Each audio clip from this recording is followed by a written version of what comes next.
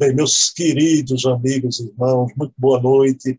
Estamos aqui em mais um domingo, sempre às 19 horas, com o nosso portfólio Fontes Primárias, sempre com o querido Adair Ribeiro, curador do ACOL, do Allan Kardec.online, e sempre trazendo esses documentos maravilhosos. E na noite de hoje, a gente vai ver aqui uma documentação especialíssima e belíssima também, não é? Mas, antes de mais nada, meu querido Adair Ribeiro, tudo bom, Adair? Como estão as coisas aí? Oi, Bruno. Oi, pessoal. Boa noite. Muito, muito bom estar aqui com vocês de novo e mostrar hoje, não vai ser uma nem duas, vão ser várias fontes primárias. Vai ser bem bacana. A gente saiu de Henri Souce para o sonâmbulo Senhor Morin, não é? Pessoal, o episódio de hoje é Luíse, a filha que o casal Rivaio não teve. Então, vocês imaginem o que é que a Adair deve trazer para a gente. Então, sem mais delongas, correndo, Adair, querido. Vamos lá, comando é teu. Vamos lá, Bruno. Só me avisa se maximizou a tela. Pronto, perfeito, perfeito. Deixa eu me organizar aqui. Só ver se corre, vamos fazer os testes. Legal. Então, hoje a gente está no Fontes Primárias número 10. E aí eu coloquei um título aqui, Luíse, a filha que o casal Rivaio não teve. Então, hoje, Bruno, vai ser um negócio bem bacana, bem gostoso, por quê? Mostrar os bastidores de uma pesquisa, como ela é feita, né? Às vezes o pessoal tem curiosidade, mas como é que se trabalha com a fonte primária? Como é que eles têm lá o documento, tem lá o manuscrito, o que é feito, o que não é feito? Então, vou contar um pouco aqui e também falar um pouco do que é essa pesquisa colaborativa, né?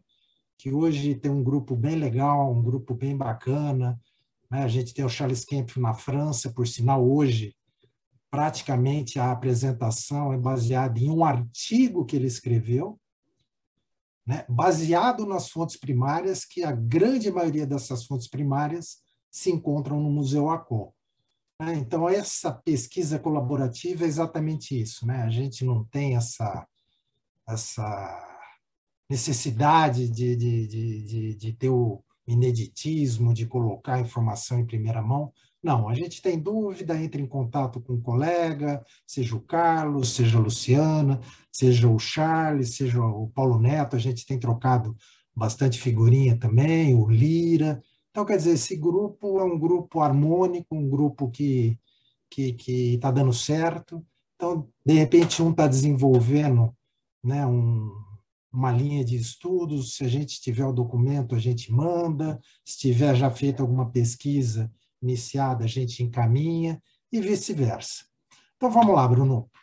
A gente sabe, né, que o casal Rivaio casou em fevereiro de 1832, já foi apresentada aqui, né, a certidão de casamento deles, né, aqui está o registro do ato civil, uma foto da Mélie Boudet, né, na época com 34 anos, né, essa foto a gente acredita que seja bem próximo, né, tenha sido feita bem próximo, ela tem dessa idade de 34, e Rivaio, né, 9 anos. Aqui eu acho que eu errei alguma coisa, mas vamos lá, para mim ela era 9 anos mais velhas, então qualquer coisa...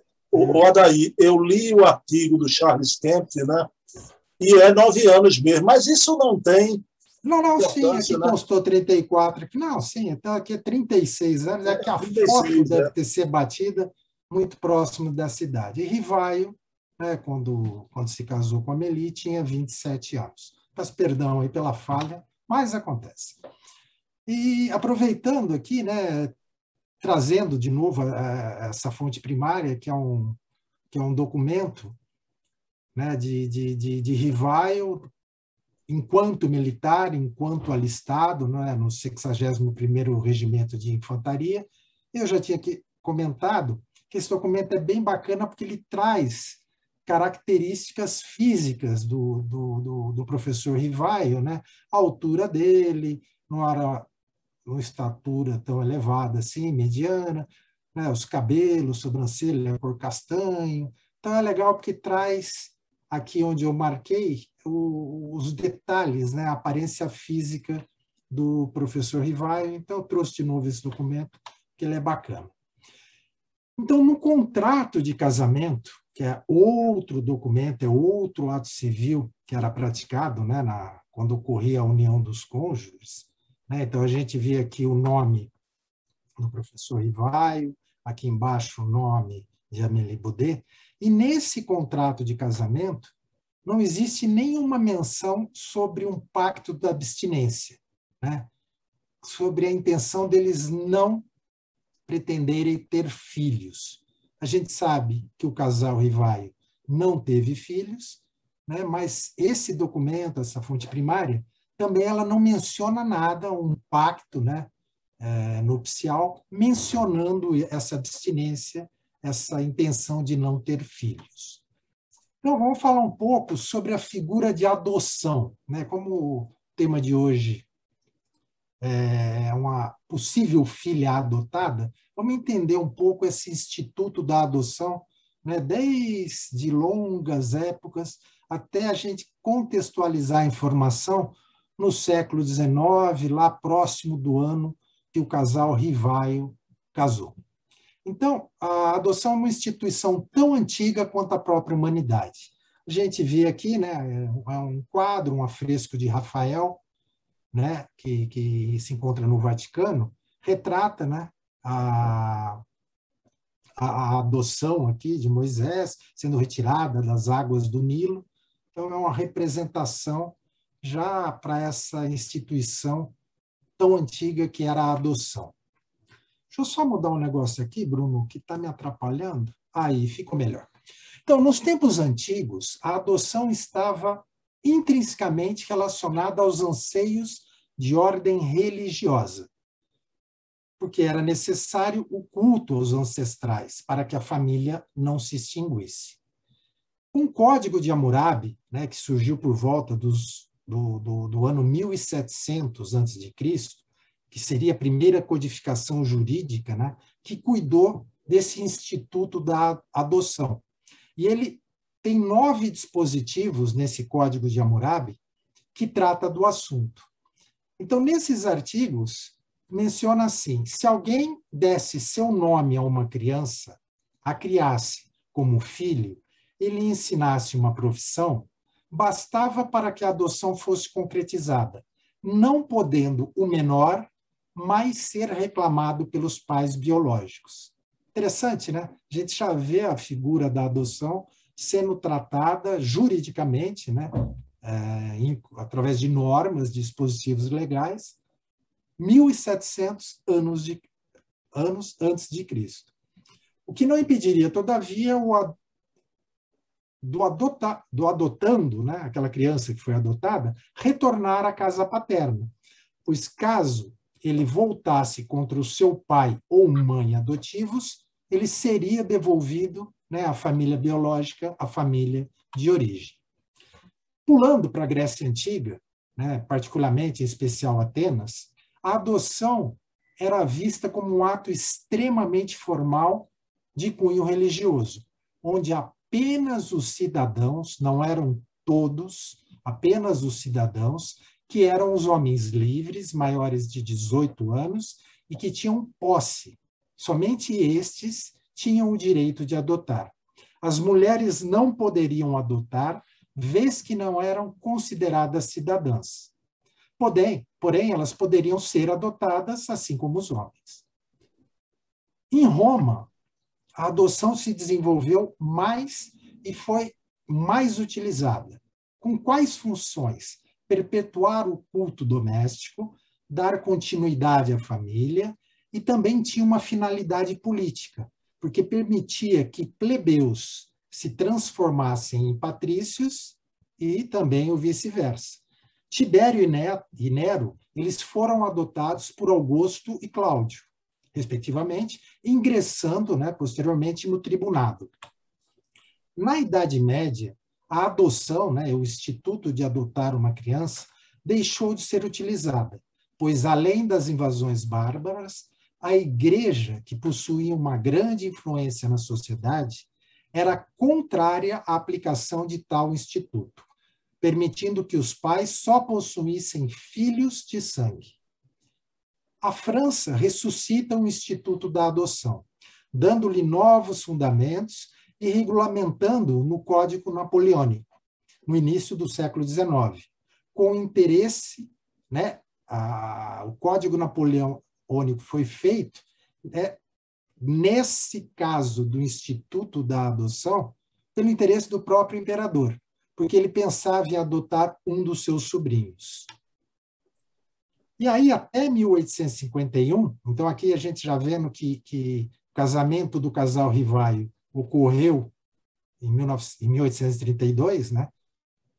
Até 1851, na maioria dos países ocidentais, as crianças mudavam de família por meio do tradicional sistema de lares adotivos, que muitas nações modernas ainda utilizavam, e ainda utilizam até hoje.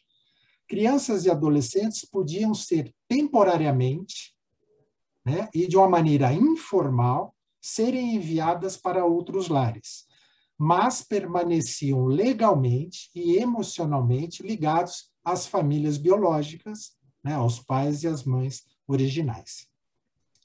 Se uma família passava por dificuldades, os filhos podiam ser deixados temporariamente em orfanatos, onde tinham maiores chances de receber cuidados, alimentação, estudo, enquanto a sua família biológica, né, tentava se reerguer financeiramente.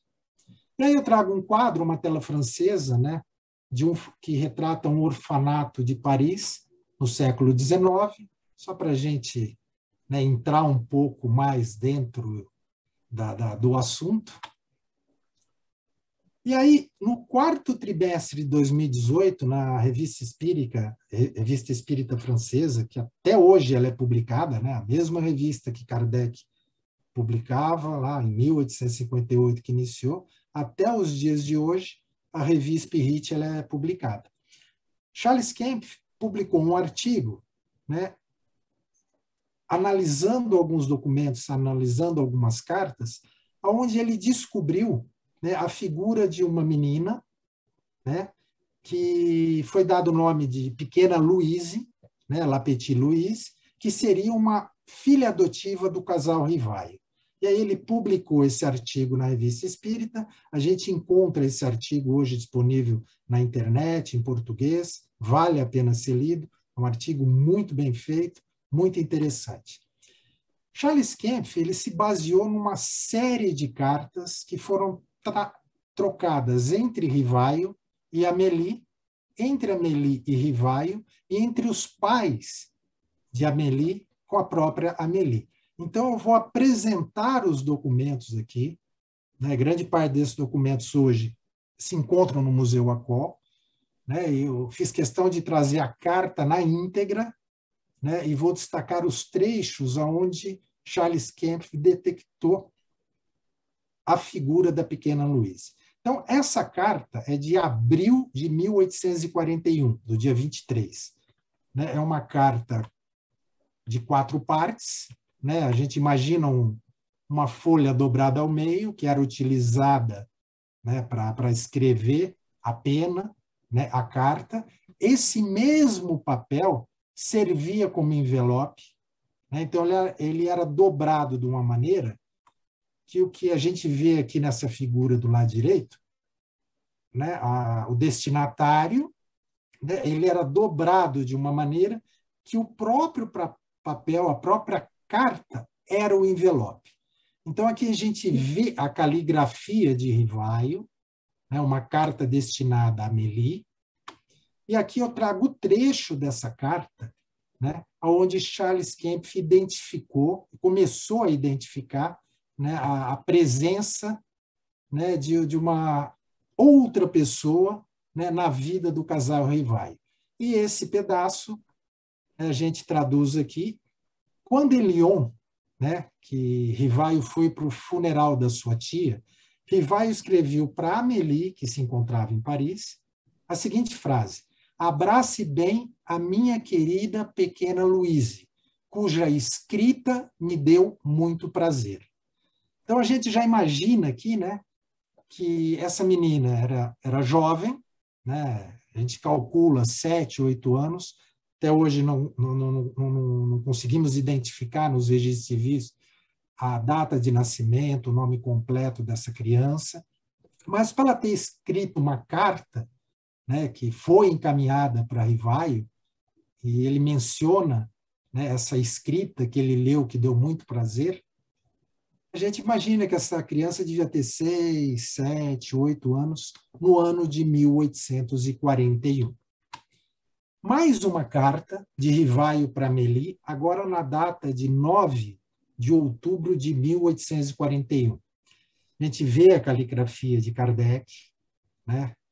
Às vezes as correções, às vezes ele sublinhava algumas coisas, às vezes ele riscava, errava, né? Em vez de começar de novo, não tinha computador, né? Riscava, escrevia na parte superior, né, a frase ou a palavra correta que ele queria escrever. E essa carta também, imaginemos a folha dobrada, né, uma folha só, essa carta, igual, né, dobrada, e servia como o próprio envelope. E a gente destaca aqui, né, traz o detalhe aonde é mencionado. Rivail estava nessa oportunidade em Paris e Amélie estava na casa dos pais, né, que ficava em Château de Loire. E aí o trecho ele menciona: adeus, minha querida Amélie, diga muitas coisas gentis de mim para os seus pais. Beijos para minha pequena mulher. E receba os depoimentos sinceros e afetivos, né? Então ele já menciona que, além da Amélie, a existência, né, dessa pequenina que convivia na época com eles.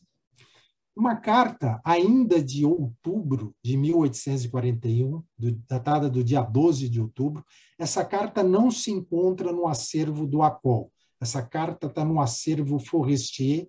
A gente já comentou aqui em outro bate-papo nosso, né? Você perguntou o que seria o acervo Forestier, que eu tinha comentado, porque veio da família de Hubert Forestier. E é o legal para a gente ver como os acervos se completam, né?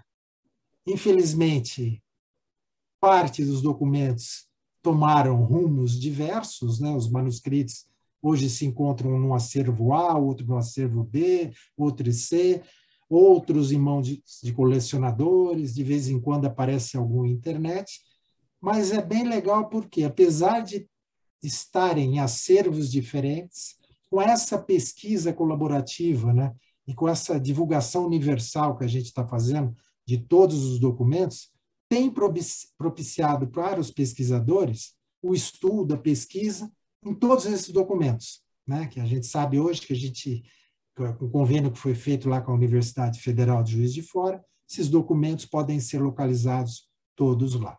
Então, essa carta de 12 de outubro de 41, a gente vê a caligrafia de Rivaio, vê ele dobrado aqui está uma dobratura já como seria um envelope, o carimbo do correio, né, a data do carimbo. E aqui a destinatária, Madame Rivaio, né, um endereço em Château de Loire, que era onde residiam os pais de Amélie, né? A carta completinha, a gente vê a assinatura HLD Rivaio, abreviado, né? A gente vai vendo as diferentes assinaturas que Rivaio colocava nas cartas, às vezes completo, às vezes uma abreviatura. E nessa carta tem esse detalhe que eu trago. O Rivaio escreveu para Amélie o seguinte texto: eu queria consultar Mariette essa manhã, para saber o que se deveria fazer por Louise, em caso de dificuldade. Mas ela não retornou há 2 dias. Eu sei onde ela está, mas é um pouco longe. E seria difícil, não dizer impossível vê-la a tempo. Se, no entanto, alguma coisa acontecer, escreva-me logo, enviando-me cabelos e eu a consultarei. No intervalo, penso que se deve cuidar para que ela não tome chuva, como você sabe, ser-lhe-ia prejudicial. Esse documento é bem interessante, né? Que mostra já Rivail em contato com magnetizadores, né? Aqui a senhora Mariette, provavelmente uma médium também, né? Porque ele pediu uma porção de cabelos da pequena Louise que ele iria consultar, né, Mariette, para que ela, com as suas habilidades, né, mediúnicas, magnetizadoras, na época, não vamos falar em mediunidade aqui, que a gente ainda está em 1841, a palavra ainda não estava escrita, né, para o nosso querido professor Kardec e utilizada como ele gostaria. Então, ele queria essa pequena quantidade de cabelos para fazer uma consulta com Mariette para que ela pudesse ajudar no tratamento da pequena Louise. Então, a gente vê já que a menina não gozava, né, de uma saúde perfeita, né? E ainda Rivaio aconselha, não deixa ela na chuva, né, que pode ser prejudicial. Mais uma carta, caligrafia de Rivaio, uma carta de agosto, 15 de agosto de 1843, e essa carta é muito, muito interessante, porque essa carta mostra, né, o pedagogo, o professor Rivaio, colocando em prática ou mostrando já as suas habilidades como professor e orientando a Amélie como deveria fazer um ensino de matemática para a pequena Louise. Um detalhe do envelope, né, para a gente ter uma ideia melhor, né, dobrado, o carimbo do correio, próprio papel servia como envelope. E aí esse trecho que eu destaquei aqui, onde aparecem esses números aqui embaixo, o 3, 4, 5, que a gente vê no manuscrito, né? Nessa oportunidade, Kardec escreveu da Alemanha. Ele estava em viagem. Rivaio estava na Alemanha, em Aachen. Né? Os franceses chamavam essa cidade de Aix-la-Chapelle. Né? E Amélie estava na casa dos pais, em Château de Loire. Soube com prazer que Louise trabalha bem à medida que avança na leitura e na escrita. Fiquei muito feliz com a sua pequena carta. Ó, outra cartinha, né, outro trecho, né, numa carta que a Amélie escreveu para Rivaio, onde a pequena Louise deve ter escrito alguma coisa. Então, por isso que a gente calcula mais ou menos a idade, né? Já estamos em 1843, ela já está escrevendo, avançando na escrita e já tomando noções de matemática. E a parte de cálculo, né? Então, 7, 8, 9 anos aqui, 1843, acho que é uma boa idade para a gente estimar. Quanto ao cálculo, não deve ser negligenciado, mas na ausência do aritmômetro, né, a calculadora da época, né, devia ser algum equipamentinho que ajudava nos cálculos, é necessário usar fichas. Você deve ter certamente nas caixas de jogos.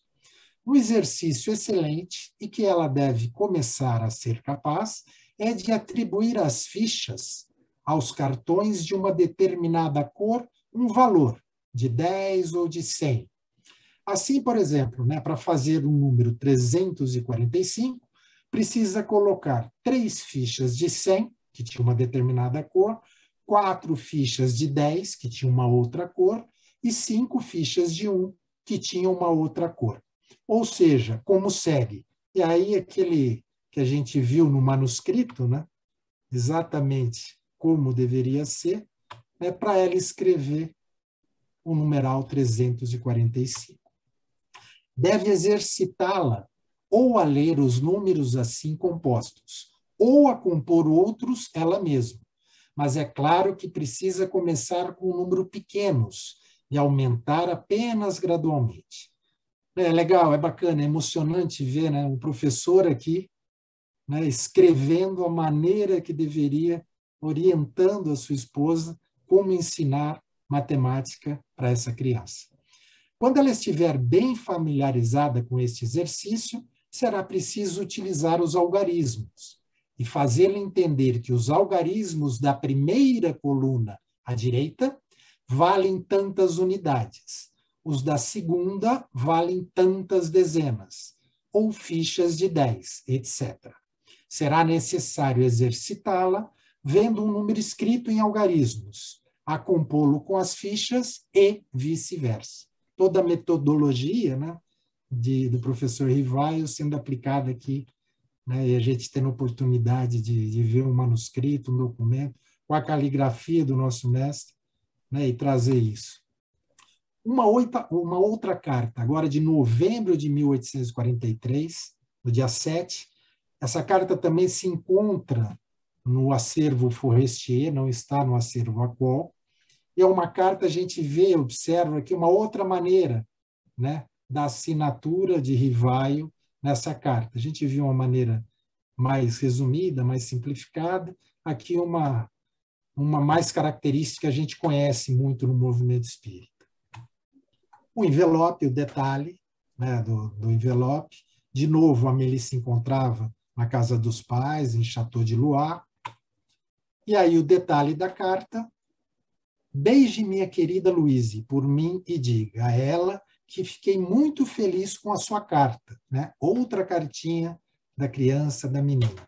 Mostrei-a a várias pessoas que ficaram muito satisfeitas. É bem legal, né, ver o carinho de Rivaio por essa criança, a atenção que ele tinha, a troca de correspondências, e isto sendo preservado até os nossos dias.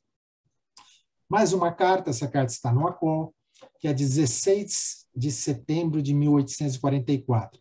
A gente vê aqui que essa carta, né, deve ter pegado umidade, alguém deve ter derramado algum líquido aqui, nessa carta ficou manchada.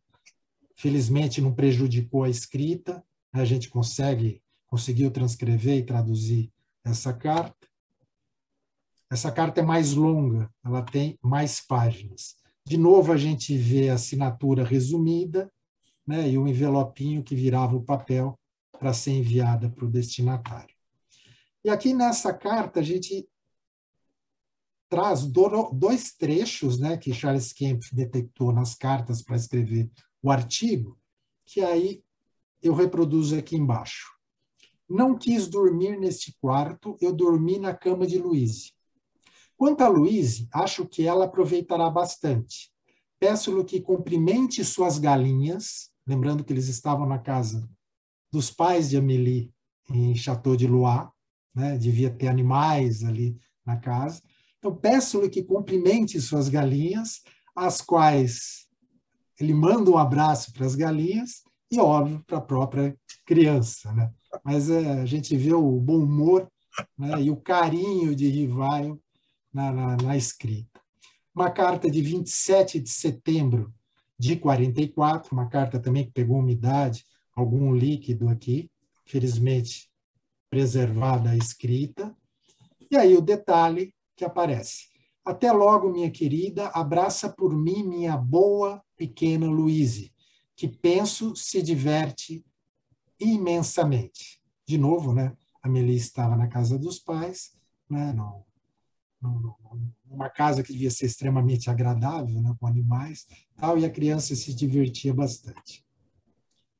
Uma carta de 29 de setembro de 1845.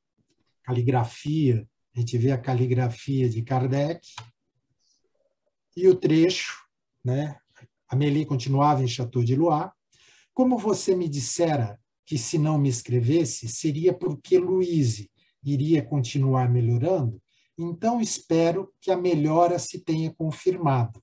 Então a gente vai vendo que realmente essa criança não tinha uma saúde tão boa.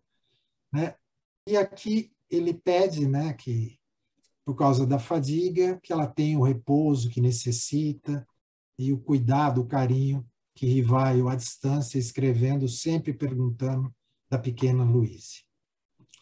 Aqui agora uma carta dos pais de Amélie para Amélie Boudet, datada de dezembro, 6 de dezembro de 1845. Essa carta à esquerda é a caligrafia do pai de Amélie Boudet. Aqui embaixo ele assina teu pai, né, tu père, e a gente vê do lado direito aqui, minto, as duas aqui, esses dois lados é do pai, e aqui do lado direito embaixo a gente vê, né, Tupé, e um Budê, aqui um B abreviado, que o pai escreveu. E na mesma carta, eles utilizavam a mandar cartas conjuntas. A gente vê aqui embaixo Tamer, sua mãe, assinando, né? E aqui a caligrafia da mãe de Amélie Boudet, o envelopinho e tal. E aqui a Amélie Boudet se encontrava em Paris, na Rue Marconcel, número 18, onde residia em 1845 o casal Rivaio. Nessa carta, o pai de Amélie escreve, na parte que ele escreveu, que é a caligrafia dele ali, são aquelas duas partes iniciais. Não demorei para lamentar, minha querida Amélie, o evento infeliz que você anuncia na sua última carta. É muito triste e muito lamentável deixar a vida quando estamos apenas começando a aproveitá-la, enquanto outros que tiveram uma longa carreira poderiam terminá-la sem se arrepender tanto. Como você diz, não é da natureza do homem ser perfeitamente feliz. Devemos nos contentar com a porção que nos é distribuída. Percebo quanto isso deve ter afetado o senhor Rivaio. Desejo que ele se recupere. Então, Amélie deve ter escrito para os pais, comunicando o desencarne da pequena Louise, e aí, em 6 de dezembro de 45, os pais de Amélie escrevem, né, lamentando a perda, né, e o carinho, a gente vê aqui o carinho também dos pais de Amélie com o professor Rivaio, né, e o quanto o fato, né, os pais de Amélie escrevendo isso, o quanto a perda da pequena Louise deve ter afetado o senhor Rivaio. Desejo que ele se recupere. O par do senhor Rivaio, ou da senhora Rivaio de Amélie, essa carta é de 6 de dezembro de 45. O pai de Amélie desencarnou em 6 de julho de 1847. Aqui eu simplesmente trouxe uma carta que faz parte do Museu Acó, que foi endereçada para Amélie Boudet, né, aqui residindo ainda na Rue Marconcel, aonde ela manda sua solidariedade, a amiga de Amélie, né, traz a sua solidariedade com a morte do pai de Amélie, né, que ocorreu em 6 de julho de 47.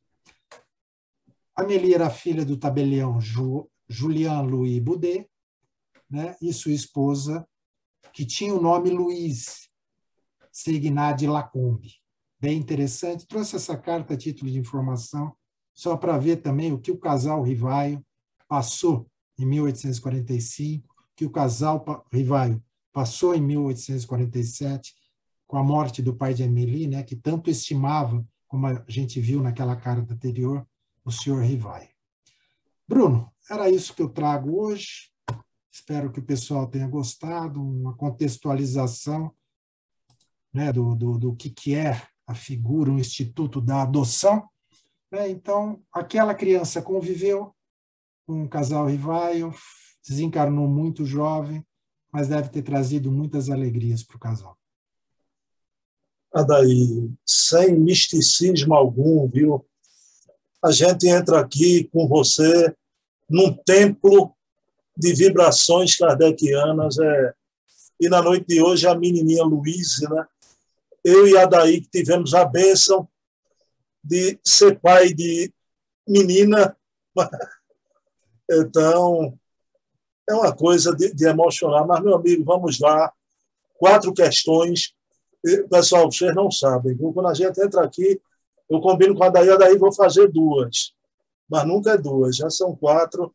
Mas, meu amigo, eu queria, Daí, se você puder falar alguma coisa sobre o tal pacto de abstinência no contrato de casamento. Me diga uma coisa, alguém ventilou, algum historiador da época, que havia esse pacto de abstinência no casamento de Rivaio e Amélie, ou isso era comum na época lá na França?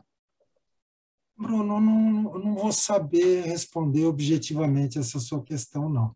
Eu trouxe a figura da adoção porque Charles Kempf, nesse artigo de 2018, que ele se fundamentou em todas essas fontes primárias, né, para escrever o artigo, ele mencionou que o casal teria adotado a criança, né? E depois disso, vários pesquisadores, né, foram atrás da informação, e Charles também já tinha sido alertado, né, que a figura da adoção só existia na França, bem mais para frente, e era permitida a adoção, mas de pessoas adultas, né, a legislação da França naquela época, e não de crianças. Então, fiz questão de trazer só para contextualizar, mas eu não sei responder objetivamente, não. Se alguém trouxe isso, questionou o pacto, simplesmente porque, num pacto, num contrato nupcial, por questões de herança, por questão de sucessão, por questões outras, né, que acho que cabe maiores pesquisas para poder responder isso, mais uma certeza melhor, né, e com melhor fundamentado, às vezes no pacto constava alguma informação, olha, o casal não terá filhos. É um contrato nupcial pode prever qualquer cláusula, inclusive essa. Então, no contrato nupcial do casal Rivaio, não continha essa informação. Então, não era por um dispositivo legal, né, que o casal não pôde ter filhos. Provavelmente, eles não tiveram filhos por algum problema biológico, né, ou de Rivaio, ou da própria Amélie Baudet. E até a diferença de idade, né, Daí? 9 anos, embora que ela não era velha, né? Era jovem. A gente já abordou esse assunto em outros programas, a quantidade de coisas, né, que um homem de 27 anos, como o professor Rivaio, já tinha feito, era muito grande. Quantidade de obras publicadas, escolas abertas, escola de primeiro grau, na época aqui do casamento já existia, né, o pensionato para meninos, e a Amélie Baudet, né, não era 30 e pouco, 36, 37 anos, né, um pouco menos ali. Não sei, mas a gente está no século XIX, né, Bruno? Então, essas informações precisam ser sempre contextualizadas. Meu amigo, mas o sentimento de paternidade e maternidade foi legítimo e eles viveram esse sentimento por Luiz. A gente percebe na escrita, né? Daí, rapidinho essa, eu sou de uma região do Nordeste, Adair, que aqui o pessoal do interior do Nordeste se consulta muito com benzedeiras, né? Então, o pessoal vai se consultar sobre quebranto, mal-olhado e problemas de saúde. Claro que estamos na Europa cosmopolita, né, em Paris, mas Kardec, Adair, o que você disse, você mencionou 1841, aquela carta. Kardec ainda não era Kardec, era apenas o professor Rivaio. Ele pede a mechazinha de cabelos da menininha para consultar a Mariette, a magnetizadora. Aí eu pergunto a você, Adair, como você falou, as habilidades mediúnicas, ele acreditava nas habilidades mediúnicas da senhora Mariette, né, Adair? Sim, a gente não pode esquecer que Kardec deixou isso, né?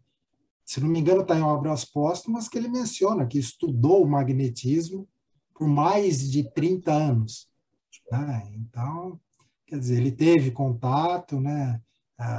Os pesquisadores estão tentando localizar fontes que mostram ele participando em alguma sociedade da época. Até o momento, né, não se teve sucesso, mas as pesquisas continuam. Mas a gente vê pela carta, né, que era algo normal para ele. Me manda a mecha de cabelo na menina, que eu vou consultar a senhora Mariette, né, para ela poder me indicar alguma coisa, né, no tratamento, né, da pequena Luíse. Meu amigo, aí vem a parte emocionante, né? As cartinhas da menina para o pai, né? A história das galinhas.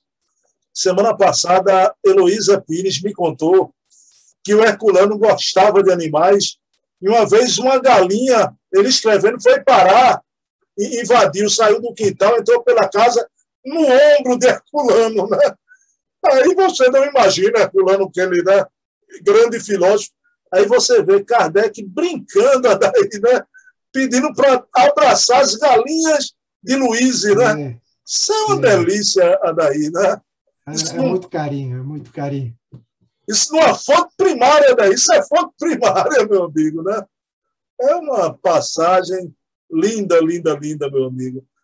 Mas aí, daí, a última pergunta que eu queria te fazer, a doença da menininha, esse rastro ainda merece ser perseguido ou já esgotou? A gente vai saber exatamente do que ela desencarnou. É possível? O Charles Kempf parece que deu uma pesquisada nos cartórios, né, de Paris, tentando localizar, né, descobrir a certidão de nascimento, certidão de óbito, mas tem muito pouca informação, né? Só tem o Luiz, né, tem o ano ali, consegue ver o ano, mas ele não obteve sucesso até agora. Mas, como é que é? Pesquisador é assim, não desiste, né? Vamos ver se... De repente está procurando um negócio numa pasta ou uma informação de uma pasta, igual aconteceu recentemente, aí estavam procurando um negócio, foi localizado, né? Charles localizou mais manuscritos de Kardec, mais manuscritos de Leigh-Marie, né? Num cartório, né? Em Paris. Então é assim, as pesquisas estão acontecendo a todo momento e não vão parar. Ô, meu amigo, então, mais uma vez eu te agradeço. Daí você está gerando uma expectativa monstro no pessoal, viu? Comigo enriçou-se, já estava um sarrafo aqui. Aí veio o senhor Morrão. Hoje, eu vou dizer como aquele programa do J. Silvestre, viu, Adair? O céu é o limite quando a gente trata de Kardec, né? Olha, e cai por baixo aquela lenda que fontes primárias é uma coisa chata, cansativa, só se for para pesquisar, para se debruçar, viu? Mas aqui está uma delícia, meu amigo, viu? Por isso que a gente tem que procurar, né, Bruno, contextualizar, porque só mostrar o documento, falar o que está ali, então por isso que às vezes demanda um trabalho maior, né? Você contar essa historinha que os documentos contam de uma maneira mais agradável, né? Porque realmente, às vezes eu não aguento, né, ficar fazendo, olhando o documento, vendo a transcrição, vendo você procurando as coisas, mas na hora que você vai juntando as pecinhas, né, é gostoso, é bonito, e eu vou ser bem sincero, me emociona, né, quando eu estou preparando, né, a apresentação, né, eu me transporto para o local. Eu fico imaginando, né, Rivai, o Kardec escrevendo, né, aquela carta ou aquela transcrição de uma comunicação mediúnica, né? Então é aquele negócio, você dá aquela fechada de olho, né? Amélie, os pais de Amélie, você imagina a pequena Luiz, quer dizer, entra aquela parte agora que é a sensibilidade mesmo, que aí não é a frieza de documento, não é a frieza de um artigo acadêmico, não, né? Eu acho que é gostoso isso. Bem, e eu queria encerrar aqui, Adair, dizendo que eu sinto muito a gente viver nessa era que é importante. Veja a facilidade de você estar aqui, né? Mas é a época do e-mail, né? O nosso querido e-mail, a época do WhatsApp, Telegram, mas daí a gente precisa, num determinado momento, voltar para as cartas, porque ali você vê, fica imprimida a personalidade da pessoa. A gente percebe a personalidade do professor Rivaio e do Amélie. A gente tem que ter um retorno a essa prática do escrever, Adair. Eu gostaria. Porque você vê o trabalho, né? Escrevia, dobrava, aquilo era um envelope, você via a sequência, tem uma sequência bem curta de cartas ali, né?